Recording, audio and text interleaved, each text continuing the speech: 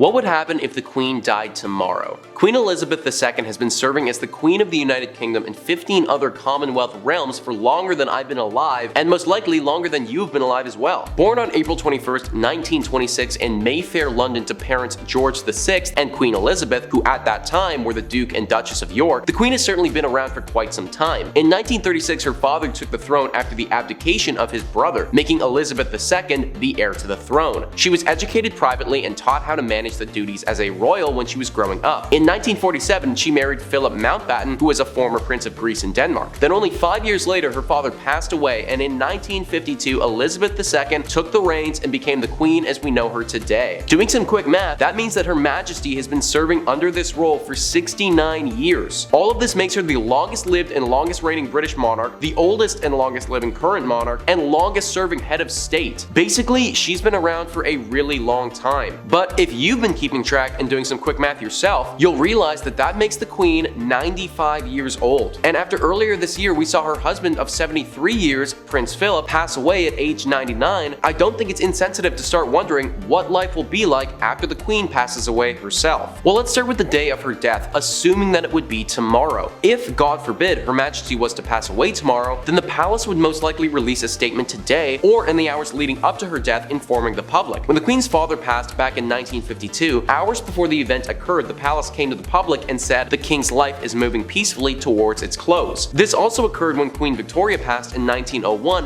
when the palace came out and said the Queen is suffering from great physical prostration accompanied by symptoms which cause much anxiety. Therefore, I would imagine that if the Queen was to pass tomorrow, we would most likely be warned of its increased likelihood today. After Her Majesty would have passed, the new King or Queen of the United Kingdom would address the nation the next day, so we could expect a public announcement would be held the following day of her death. But this also begs that question, who would be the new King or Queen, and who would be making this announcement if this were to happen? Queen Elizabeth and her late husband Prince Philip had 4 children. They had Prince Charles, Princess Anne, Prince Andrew, and Prince Edward, and they had them in that order. Based on how the British monarchy operates, the next in succession would be Prince Charles. Charles is the Prince of Wales and also acts as the Duke of Cornwall, Rothesay, and once his father Prince Philip passed away, became the Duke of Edinburgh as well. Born in 1948, before Her Majesty had ascended to the throne, he spent practically all of his 72 years of life as the heir apparent to his mother. If the Queen was to die tomorrow, then he would address the nation as King Charles III. The day following her death, there would also be an official Ascension Council to formally declare him king. However, this process is actually different than a formal coronation. It is also tradition that a footman will walk from Buckingham Palace and place a black-edged notice to the gates of the castle